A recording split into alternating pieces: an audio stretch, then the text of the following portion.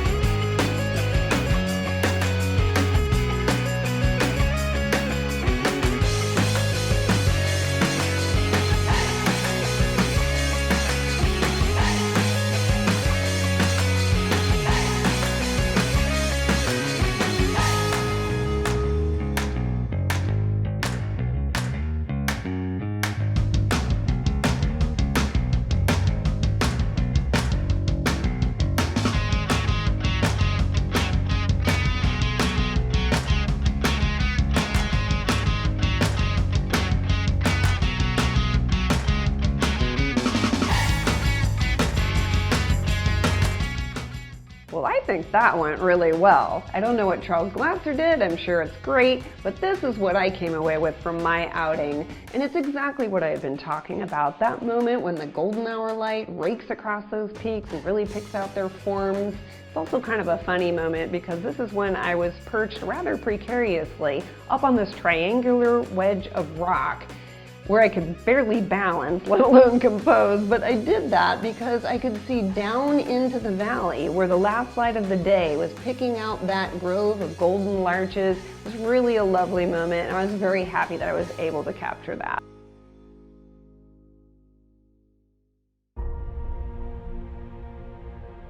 My plan of action is to head up the mountain before sunrise, take an R5, a 70-200, 24-105, and a 15-35 with me, so that I can have all the focal lengths covered, make the most of those little areas that have the light, and give us the most dramatic photographs.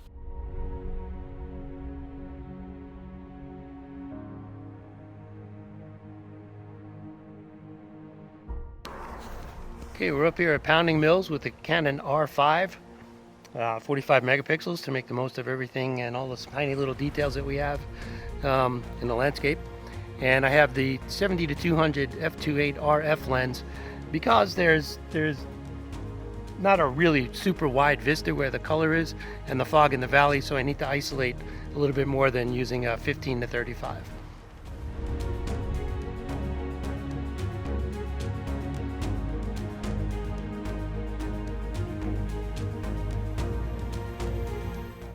I'm bracketing, so I got one for the foreground where I focused on the trees. The second one, if you look here, is for the mid-range, and then the third one is for the sky, and then we'll assemble them in post-production.